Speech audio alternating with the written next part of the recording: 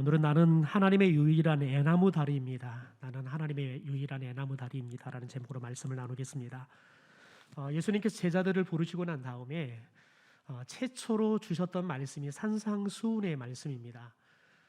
그런데 산상수훈의 말씀 가운데 예수님을 따라온 이 제자들에게 제자들이 기대했던 그런 말씀이 아닌 정반대의 말씀을 합니다.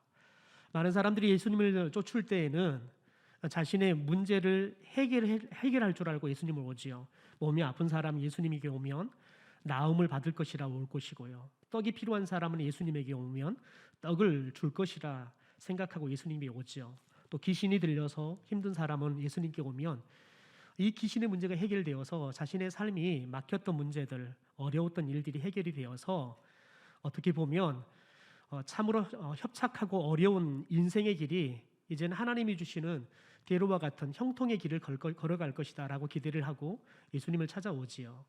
그런데 그런 제자들에게 예수님께 주시는 말씀이 뭐냐면 좁은 문, 좁은 길을 걸어가라 라고 이야기합니다.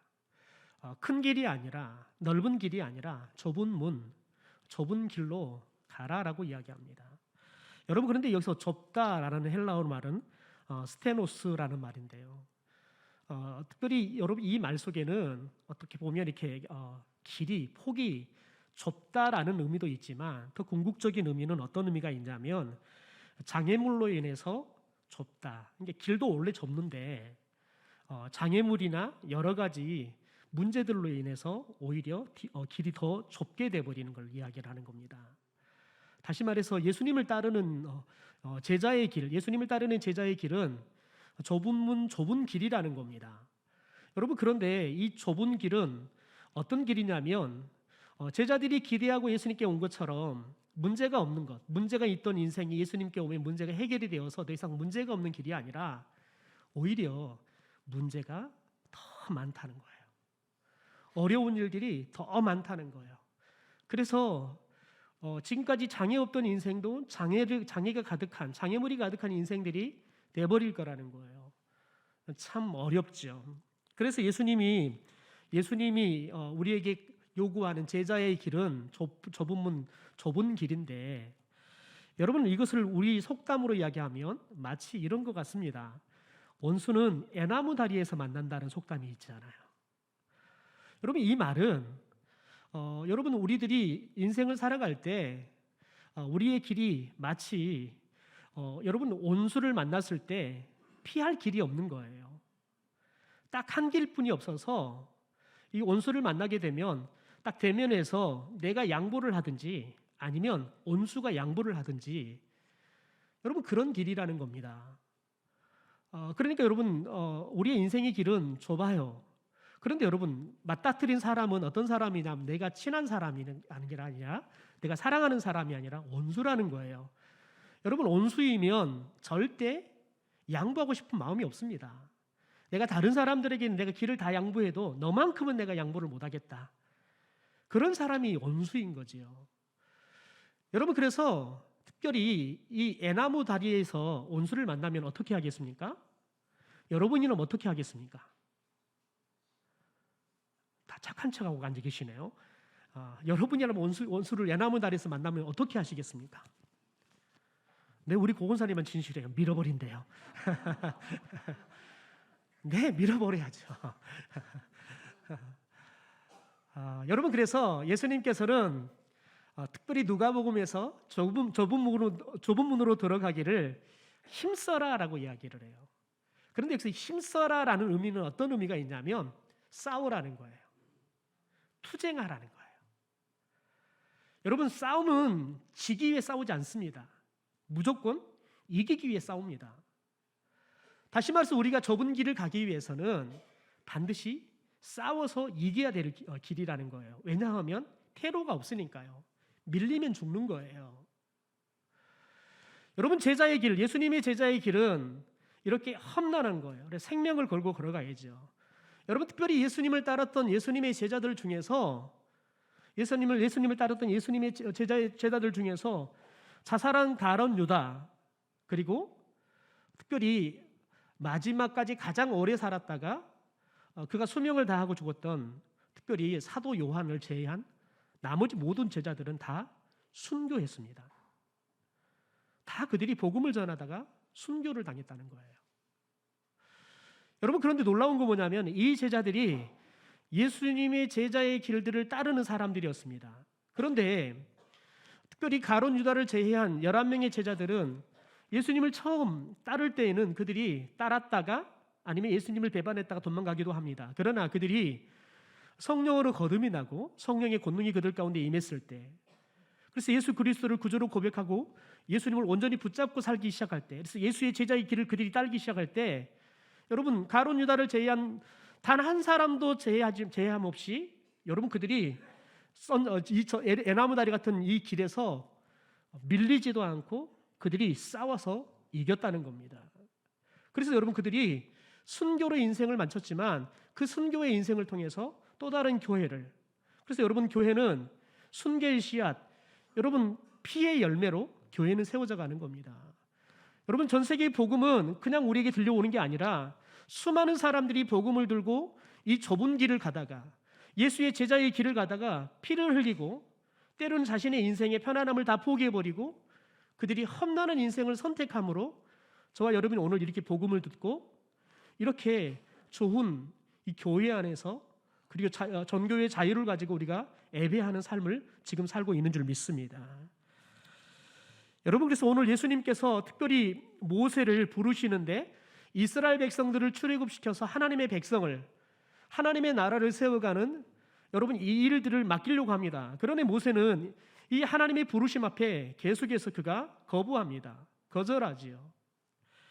여러분, 그런데 하나님께서는 이런 모세를 계속해서 설득시키시고 하나님께서 이 모세를 하나님께서 부르시는 출애굽의 지도자로 세워가는 그 과정들을 오늘 우리가 말씀 속에서 보게 되어집니다.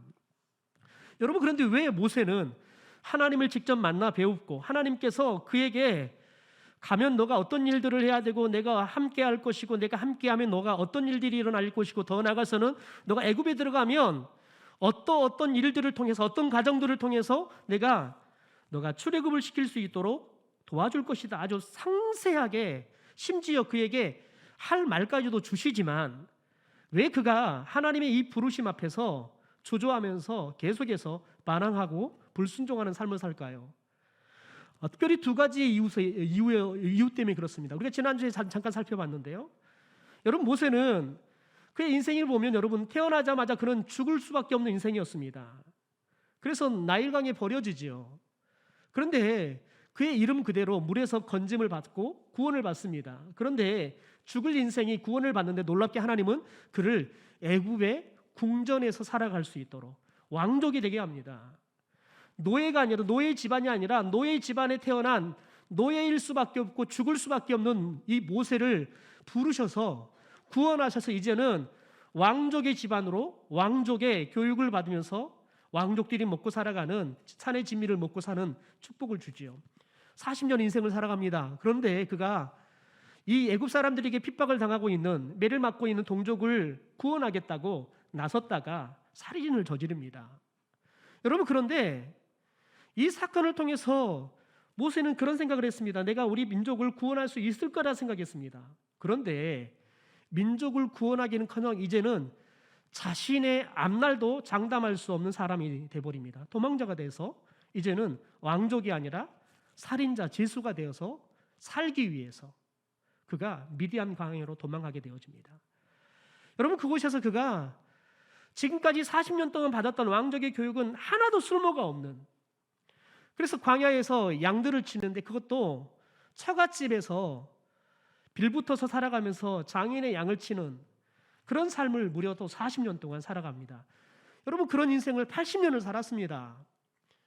그런데 여러분, 이제 하나님께서 그에게 뭐라고 말하냐면 이제 40년 동안 간신히 이제는 조금 안정적이고 이제 편안한 삶을 살고 더 나아가 자신의 나이가 언제 죽어도 뭐 크게 무리가 없을 만큼 나이가 충분히 나이 같은 이 80의 나이인데 하나님께서 그 안정적인 모든 삶의 자리를 다 버려버리고 다시 애굽으로 가라는 거예요. 누울 자리도 없고 따뜻하게 먹을 거리도 확보가 돼 있지 않는 애굽으로 가라는 거예요. 가면 여러분 환영할 사람이 없는 거예요. 바로가 환영하겠습니까? 40년 전에 여러분 자신들을 위해서 목숨을 바치면서 심지어 살인까지 저질렀는데 그런 모세를 지도자로 받아들이지 않았던 이스라엘 백성들이 여러분 신뢰하겠습니까? 자신이 보기에는 가도 누구도 환영하지 않을 그 길을 왜 가겠습니까? 그러니까 주저하는 겁니다. 두 번째는 자신이 적합한 사람이 아니라고 생각했기 때문에 그렇습니다. 오늘 1절 말씀을 보십시오. 그들이 나를 믿지 아니하며 내 말을 듣지 아니하고 이르기를 여호와께서 내게 나타나지 아니하셨다 하리이다 라고 이야기합니다. 여러분 이 세 가지의 말 다 똑같은 거 뭐냐면 믿지 않는다는 거예요. 모세를 신뢰하지 않는다는 거예요. 모세가 하나님이 나를 보냈다고 말하는데 뭐라고 백성들이 말할 거라고 생각하냐면 하나님이 너에게 나타나지 않았다. 하나님이 너에게 나타났더니 무슨 그런 말도 안 되는 거짓말을 하냐 이렇게 말할 거라는 거예요. 그러니까 여러분 모세는 철저하게 지금 이스라엘 백성이 자신을 지도자로 하나님이 보낸 지도자로 절대 용납하지 않을 것이다 생각했던 거죠. 그래서 그는 적합하지 않다고 생각했는 겁니다. 왜 그렇습니까? 40년 전에 그가 이스라엘의 왕족으로 권력도 갖고 있었고요. 더 나아가 그가 옷도 이스라엘 백성들과는 구별된 그냥 옷만 봐도 왕족이다. 그래서 애굽의 군사들도 이스라엘 백성들도 그냥 자연스럽게 머리를 조아릴 수밖에 없는 그런 특별히 말에 힘도 있고 특별히 여러분 파워도 있는 힘도 있는 여러분 그럴 때도 이 모세를 자신들의 리더로 지도자로 받아들이질 않았습니다. 누가 너를 우리 재판장으로 삼았느냐 따졌습니다. 여러분 그런 백성들에게 지금은 초라한 노인이 돼가지고 얼굴은 새카맣고요. 도대체 이 사람이 사람인지 거지인지 구별도 안 됩니다.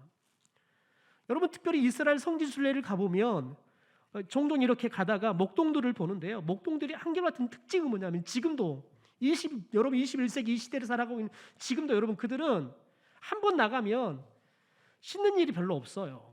그냥 일어나면 눈곱 떼고 그냥 양들과 같이 사는 거예요. 양들이 얼마나 더럽고 냄새가 많이 나는 줄 아십니까? 그런 양들과 함께 살아가요. 그러니까 옷도 지저분하고요. 머리카락은 여러분 그냥 떡이 져가고 있고요. 사람 꼴이 말이 아니에요.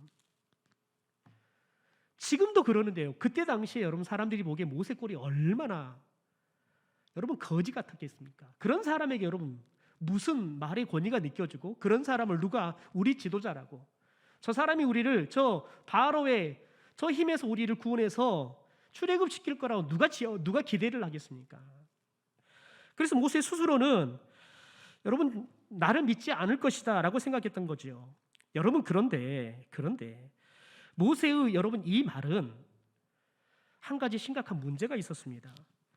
왜냐하면 하나님께서는 출애굽기 3장 18절에 이렇게 말씀하셨습니다. 그들이 내 말을 들으리니 라고 말씀합니다. 이 말이 무슨 말이냐면 하나님이 모세에게 아브라함의 또 이삭의 야곱의 하나님 나 여호와가 너를 내가 그들에게 보냈다고 말하면 그들이 너의 말을 들을 것이다. 하나님께서 약속을 하셨어요. 내가 가서 너가 말만 하면 그들이 너의 말을 듣게 할 것이다. 하나님이 약속하셨다고요.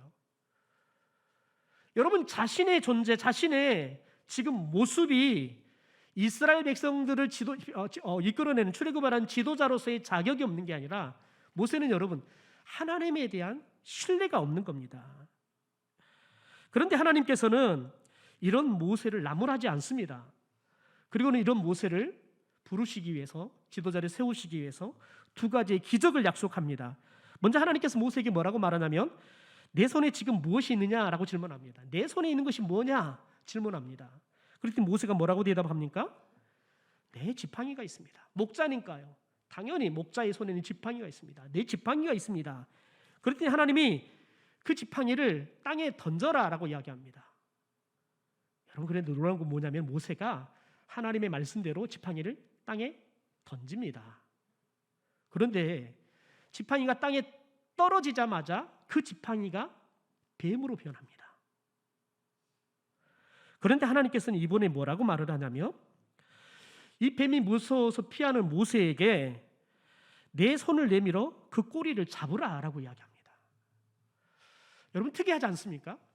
모세는 목자로 40년을 미디안 광야에 살았습니다. 그러면 날마다 그냥 야외 생활을 하는 겁니다. 그러면 뱀을 만나는 것은 다반사입니다. 저희같이 이렇게 시골인데도 올해는 뱀이 2마리나 나오더라고요. 새벽 예배 나오려고 문 열고 나오니까 고개 세우고 저를 기다리고 계시더라고요. 네, 감사합니다. 여러분, 그런데 모세는 광야에 살아갈 때 뱀이 비일비재하게 나타나는 거예요. 그러니까 여러분, 만약에 양 우리의 뱀이 있으면 잡아내는 거 그걸 목자가 해야 되는 거예요. 그러니까 목자들은 뱀을 별로 무서워하지 않아요. 그런데 모세는 뱀을 보고 무서웠다는 거예요. 무서워 피했다는 거예요. 그런데 하나님이 뭐라고 말하냐면 다시 그 뱀을 잡는데 꼬리를 잡아라 라고 이야기합니다. 근데 여러분, 모세가 무서워서 피했던 그 뱀을 하나님의 말씀대로 꼬리를 잡습니다. 그런데 꼬리를 잡자마자 이제는 그 뱀이 뭘로 변합니까? 뭘로 변해요? 네, 정신줄을 놓지 마시고 뭘로 변했다고요? 네, 지팡이로 변합니다. 여러분, 하나님께서 왜 모세에게 이 지팡이를 뱀으로 변하게 하고 하나님의 말씀대로 이 뱀의 꼬리를 잡았을 때 다시 지팡이가 되게 했느냐? 여러분, 하나님께서는 특별히 애굽의 왕 바로가 왕관을 쓰는데 이 왕관에는 뭐가 있냐면 코브라의 형상이 있습니다. 왜냐하면 애굽이 섬기는 주신이 뭐냐면 코브라이기 때문에 그렇습니다. 그런데 하나님께서는 여러분, 지팡이로 코브라를 만들 수도 있고 코브라를 지팡이로 변화시킬 수 있을 만큼 능력이 있는 분이라는 거예요. 다시 말해서 애굽 바로 왕의 여러분 그 힘도 또 이 애굽의 바로 왕과 애굽 사람들이 섬기는 이 코브라 뱀도 하나님께서 마음대로 할 수 있는 전능하신 하나님이라는 것을 모세에게 보여주는 겁니다. 여러분, 그런데 더 나아가서는 여러분, 특별히 성경 안에 이 뱀은 사탄을 상징합니다. 다시 말해서 여러분, 하나님께서는 사탄의 세력, 특별히 모세를 앞으로 계속해서 방해하고 이스라엘 백성들이 출애굽을 하고 이스라엘 백성들이 하나님 백성이 되도록 하나님이 거룩하게 세워가는 것들을 가장 치열하게 방해할 이 사탄의 세력들을 하나님께서 막으시고 하나님께서 마음대로 조절할 수 있는 그런 전능하신 하나님이라는 것을 보여주고 있는 겁니다. 그러니까 하나님께서 내가 이런 능력이 하나님이다. 그런데 내가 너와 함께하고 내가 너를 도와줄 거라는 거예요. 그러니까 염려하지 말고 가라는 겁니다. 이어서 하나님께서 모세에게 두 번째 기적을 약속을 하는데 내 손을 품에 넣어라 말합니다. 그랬더니 모세가 손을 품에 넣었습니다. 그리고 빼서 봤더니 손이 뭐가 걸려버렸습니까? 나병이 걸려버렸습니다. 그런데 하나님이 다시 그 손을 내 품에 넣어라 했더니 모세가 하나님의 말씀을 따라서 다시 나병이 걸린 손을 품에다가 넣어서 뺐습니다. 그랬더니 나병 걸린 손이 깨끗하게 나아버린 거지요. 여러분, 특별히 고대 사회에서 나병은 불치병입니다. 사람들이 치료할 수는 없는 병입니다. 천벌입니다. 천벌. 죄를 지어서 하나님께서 내린 천벌이라고 생각했어요. 더 나아가서 나병이 걸리면 부정하다고 생각했어요. 그래서 사람들과 격리를 시켰습니다.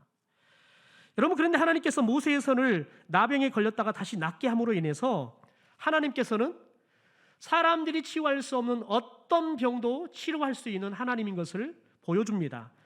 동시에 하나님께서는 우리의 생명의 주관자인 것을 보여주는 거지요.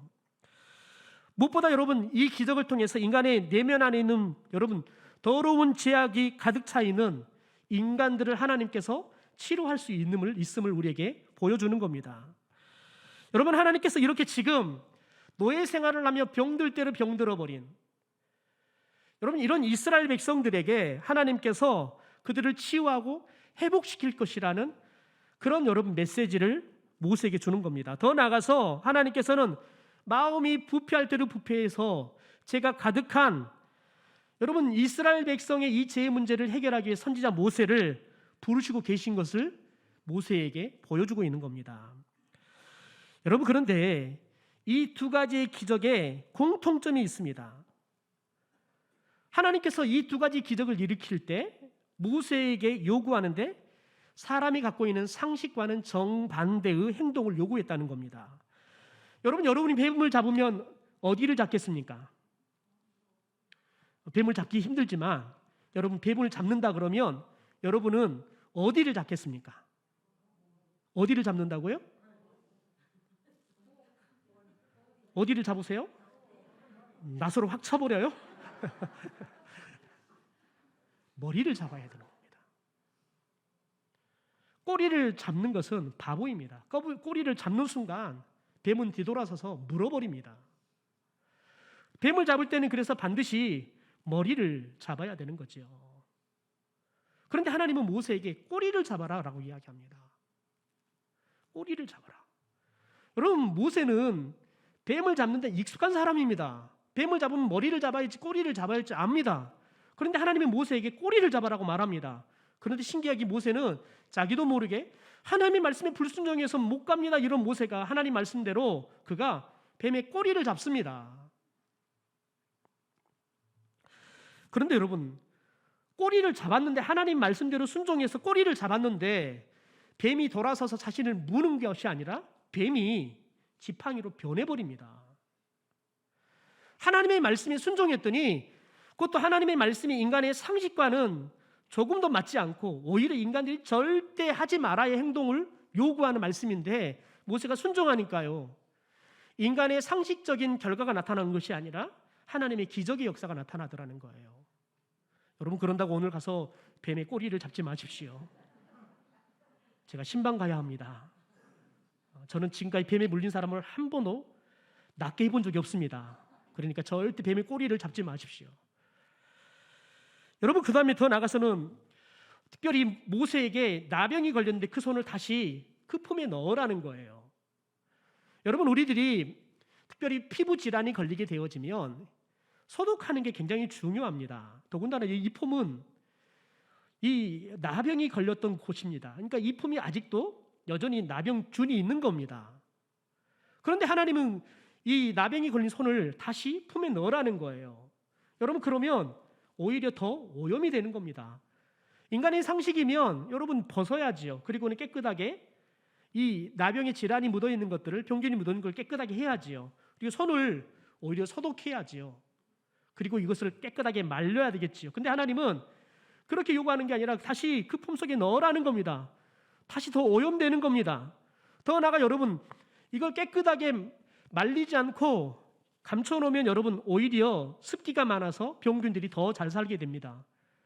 그런데 모세가 하나님의 그 말씀에, 상식적이지 않는 그 말씀에 순종해서 넣었다 뺐더니 어떻게 됐어요?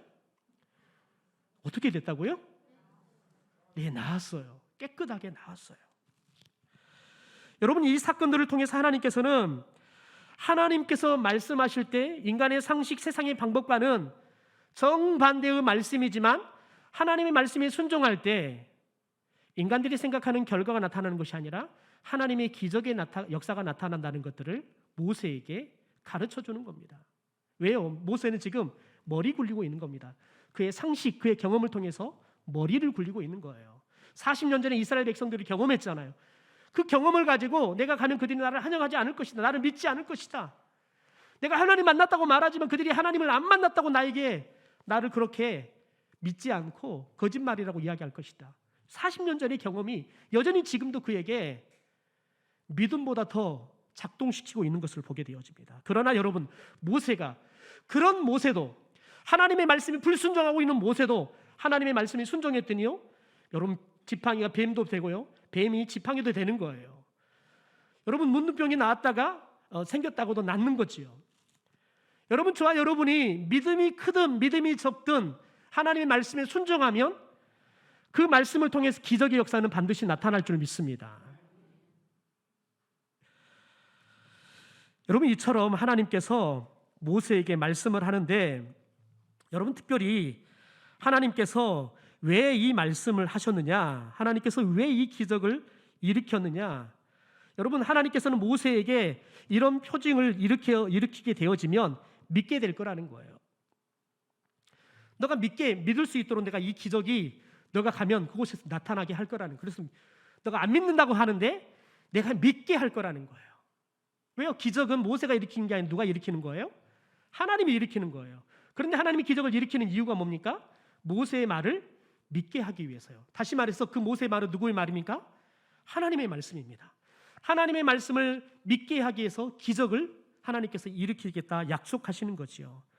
여러분, 그런데 한국 사람들이 3세번 참 좋아하잖아요. 그래서 가위바위보를 해도 몇 번 해야 돼요? 3번 해야 되잖아요. 우리 설거지 가위바위보 가지고는 설거지 할 사람 정하자 했는데 지면 어떻게 해요? 3세번은 해야지. 3세번 꼭 하잖아요. 하나님도 3세번을 좋아하신 것 같습니다. 오늘 말씀에 보면 하나님께서 그에게 다시 한번 이야기합니다. 우리 9절의 말씀 함께 세번역성으로 읽어보겠습니다. 시작. 그들이 이 두 이적도 믿지 않고 너의 말도 믿지 않으면 너는 나일강에서 물을 펴다가 마른 땅에 부어라. 그러면 나일강에서 퍼온 물이 마른 땅에서 피가 될 것이다. 여러분, 특별히 나일강은 애굽 사람에게서는 생명의 근원입니다. 심지어 나일강은 그들에게 신이에요. 왜냐하면 나일강 때문에 여러분 주변에 풍족한 농작물들이 나오는 거예요. 나일강에서 풍족한 그들이 먹고 살 수 있는 물도 있고요. 또한 고기도 있는 겁니다. 그래서 나일강은 이스라엘 백성들에게 생명의 근원이고 그들이 섬기는 신이었습니다. 그래서 나일강이 물에다가 몸을 담그고 나오면 그들의 신으로부터 거룩하게 된다고 생각하는 거예요. 여러분, 그런데 하나님께서 뭐라고 말하냐면 나일강의 물을 퍼다가 어디에다가 부으라고요? 마른 땅에다 부으라는 거예요. 그런데 여러분, 피는 성경에서 뭘 상징하냐면 생명을 상징합니다. 지금 애굽 사람들은 이 나일강이 생명의 근원이라고 생각했습니다. 그들에게 생명을 주고 그들을 지키고 보호하는 신이라고 생각했습니다. 그런데 하나님께서는 나일강의 신이 너희들의 생명이 아니라 내가 생명이라는 거예요. 그래서 나일강의 물을 마른 땅에, 아무것도 없는 마른 땅에 부었더니 그 물이 뭐가 돼요? 생명을 의미하는 피로 변하는 거예요. 다시 말해서 하나님께서는 이스라엘 백성들이 모세의 말을 믿지 않을 때 너희들의 생명은 이 하나님의 손에 있다는 거예요. 이 하나님께서 너희에게 생명을 주고 너희들을 또한 구원해 주셔서 영원한 생명을 줄 거라는 것들을 이 기적을 통해서 보여주라는 겁니다. 여러분, 이렇게 하나님께서 모세에게 놀라운 2가지 기적을 보여주시고 그래도 믿지 않으니까 3번째 기적의 말씀을 보여주고 난 다음에 이렇게 말씀하십니다. 여러분, 그런데 여러분, 모세가 반항하니까요, 이렇게 하나님께서 말합니다. 10절입니다. 모세가 반항하는 그 말씀을 같이 세번역 성경 읽어보겠습니다. 시작. 주님, 죄송합니다. 저는 본래 말재주가 없는 사람입니다. 전에도 그랬고 주께서 이 종에게 말씀을 하고 계시는 지금도 그러합니다. 저는 입이 둔하고 혀가 무딘 사람입니다. 여러분, 갑자기 모세가 이제는 뭐라고 말하냐면 저는 말재주가 없다. 그런데 뭐라고 말하냐면 전에도 말재주가 없었고 지금도 하나님이 함께하고 계시는 지금도 말재주가 없습니다 라고 말합니다. 여러분, 그런데 이 모세의 말은 거짓말이에요. 우리 사도행전 7장 22절에 스데반의 설교를 우리가 잠깐 같이 들어보겠습니다. 제가 읽어드리겠습니다. 모세는 이집트 사람의 모든 지혜를 배워서 그 하는 말과 하는 일에 능력이 있었습니다. 그러니까 모세가 교육을 너무 잘 받아가지고 하는 말이 능력이 있었다는 거예요. 말도 잘하고 그 말을 통해 사람들을 움직일 수 있는 리더십도 나왔다는 거예요.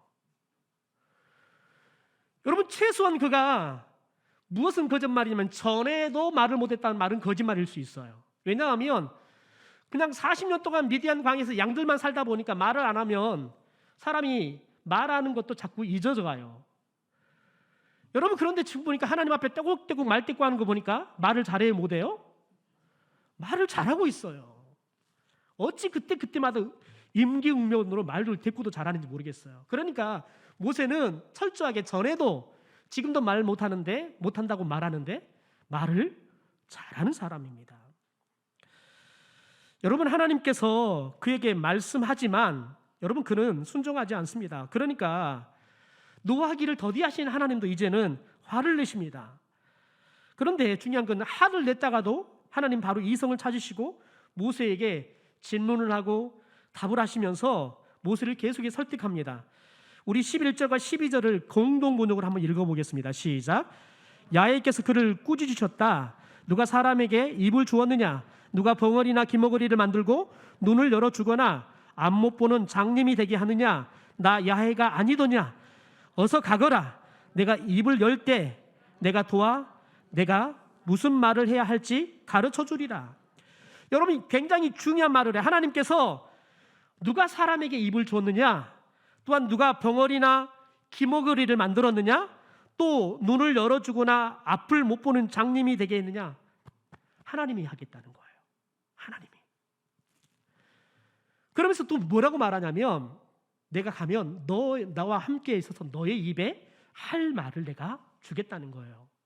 너가 말 못한다는데 내가 너의 입에 내가 할 말을 줄게.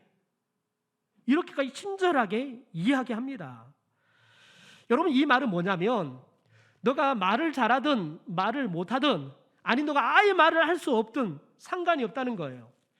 왜냐하면 하나님은 말을 하기도 하시고 못하기도 하시고 보기도 하시고 보지 못하기도 하시고 듣기도 하시고 듣지 못하기도 하시는 분이에요. 그러니까 하나님에게 있어서는 장애는 전혀 문제되지 않는다는 거예요. 하나님이 쓰려고 하시면 여러분, 그 장애는 하나님에게는 아무런 문제가 되지 않아요. 제가 순천제일사역할 때 앞이 보이지 않는 시각장애인 선교회가 있어요. 여러분, 근데 그 회장이 누구시냐면 이종남 집사님이세요. 그분이 세상에 이런 일도 나오셨어요. 여러분, 그분 취미는 뭐냐면 여행이에요. 등산이에요. 앞이 하나도 안 보여요. 취미가 여행이고 등산이에요. 제가 물었어요. 등산을 가시면 그러면 어떻게 등산을 하세요? 길을 잃어버리고 그럼 낭떠러지 떨어지면 큰일 나는데요. 근데 그분이 뭐라고 말하냐면 그냥 부딪히면 길이 보여요. 그러다가 낭떠러지 떨어질 수 있다는 거예요. 그런 경험도 많이 하지만 하나님이 그때 끝나 지켜주시더라는 거예요. 여러분, 그분은 보이지 않지만 하나님께서 다른 능력을 주셨다는 확신을 해요. 그분과 함께 캄보디아 선교를 갔는데요. 앙코르와트를 갔는데 그분이 앞도 안 보이는데 저 정상까지 올라가겠다는 거예요. 근데 정상이 한 45도 각도가 돼가지고 사람들도 잘 안 올라가요. 좀 겁이 많은 사람들은 잘 안 올라가요. 그런데 거기로 올라가시는 거예요. 그런데 재밌는 건 뭐냐면 내려올 때는 혼자 내려가겠다는 거예요. 근데 얼마나 기가 막혀요. 이렇게 기울어 있는 그곳을 혼자 내려가겠다는 거 기가 막히잖아요. 그러니까 같이 옆에서 서포트한 목사님이 아니 혼자 어떻게 내려가냐면 큰일 난다고. 여러분, 근데 그분이 뛰어내려가 버리더라고요. 배는 게 없으니까 무서운 게 없어요. 여러분, 근데 그분은 어떻게 하냐면 올라갈 때 계단이 몇 개인지를 그냥 본능적으로 세버려요. 그리고 뛰어내려오는데 그분이 어떻게 뛰어내려올 수 있냐면 본능적으로 그냥 숫자가 세져요. 공에 여러분 의료 선교를 하고 제가 일찍 가야 돼서 가는데 그분이 저를 태워다 달라는 거예요. 근데 저는 그분을 한 번도 그분의 집에다가 모셔다 준 적이 없고 나간에 사시는데 어디 마을에 산지도 몰라요. 제가 한참 가는데 걱정인 거예요. 내가 이분 집을 모르는데 이거 어떡하지? 그래서 제가 물었어요. 벌교 와서 집사님 집이 어디예요? 그랬더니 목사님 그냥 가세요. 제가 말씀해 드릴게요. 보이는 게 없는데 이분이 어디 가서 멈춰라고 저에게 말하겠어요.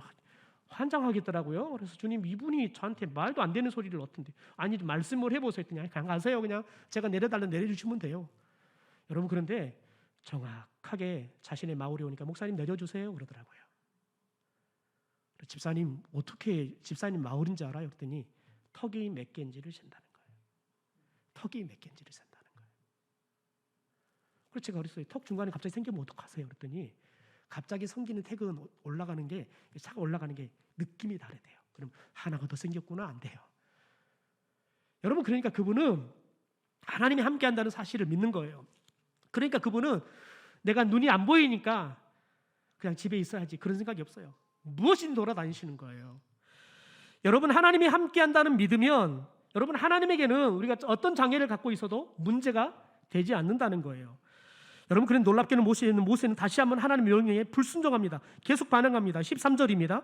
모세가 다시 주여 죄송합니다. 보낼 만한 사람을 따로 있는 줄 압니다. 그런 사람을 보내주십시오 라고 말합니다. 여러분, 이 말은 무슨 말이냐면 하나님께 공손하게 여러분 거절하는 게 아니에요. 이 말은 뭐냐면 아니 하나님은 장애는 문제가 없다면서요. 아니, 그러면 왜 꼭 나를 부르셔야 되겠어요? 다른 사람 있잖아요. 다른 사람 쓰시면 되지 왜 나를 굳이 꼭 나를 쓰시려고 하시는 겁니까? 하나님은 보낼 만한 사람 보내십시오. 나 말고 하나님에게는 장애도 문제가 없고 이렇게 말 못하는 거 문제가 없다 그러면 어떤 장애를 써도 문제 안 되니까 나 말고 보낼 만한 사람 보내십시오 라고 이야기를 하는 겁니다. 여러분, 모세가 이렇게 반응하자 하나님께 이번에는 분통을 터뜨립니다. 우리 14절의 말씀을 함께 읽겠습니다. 시작. 여호와께서 모세에게 분통을 터뜨리면서 말씀하셨다. 그래, 그러면 너의 형인 레위 사람 아론이 있지 않느냐? 그가 얼마나 말 주변이 좋은지 내가 다 알고 있다. 그가 너를 만나러 올 터인데 그가 내 얼굴을 볼 때 무척 기뻐할 것이다. 여러분, 놀라운 건 뭐냐면 하나님께서 이미 형을 보내셨어요. 이미 하나님께서 오게 하셨다고요. 하나님께서는 왜 이렇게 계속해서 안 하겠다는 모세를 또 굳이 계속해서 분통을 터뜨려가면서까지 하나님께서는 모세를 부르실까요? 여러분, 거기는 하나님의 딱 이유가 두 가지입니다. 하나님의 성품과 하나님의 사랑 때문에 그렇습니다. 시편 145편 말씀으로 함께 같이 읽어보겠습니다. 시작. 하나님은 은혜로우시며 긍휼이 많으시며 노하기를 더디하시며 인자하심이 크시도다. 하나님은 은혜로우셔요. 긍휼이 많으세요. 노하기를 더디하세요. 인자하심, 사랑이 크대요. 하나님 우리를 사랑하세요. 이사야 48장 9절의 말 이렇게 말합니다. 그러나 내 이름을 위하고 내가 찬양받기 위해서라도 내 분내를 억제하고 너를 파멸시키지 않겠다. 왜 하나님이 여러분 분노하는데 분노하다가도 멈추시고 왜 모세를 또 부르십니까? 왜냐하면 모세를 통해서 찬양받고 싶으신 거예요.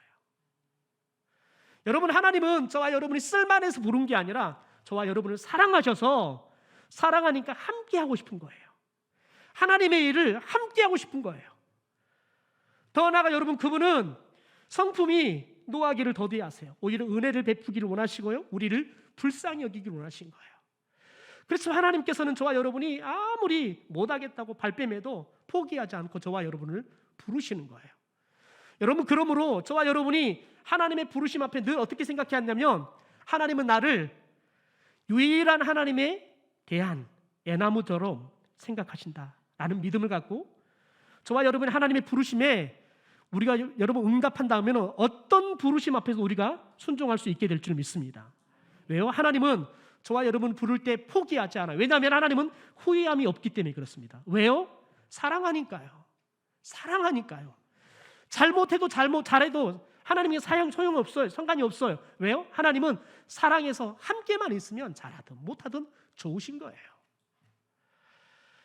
여러분, 오늘도 저와 여러분이 말씀을 통해서 하나님을 알되 그 하나님과 여러분 늘 함께하고 하나님의 사랑 안에 풍성한 은혜를 느낄 뿐만 아니라 그 하나님을 사랑하게 되기를 주님의 이름으로 축원합니다.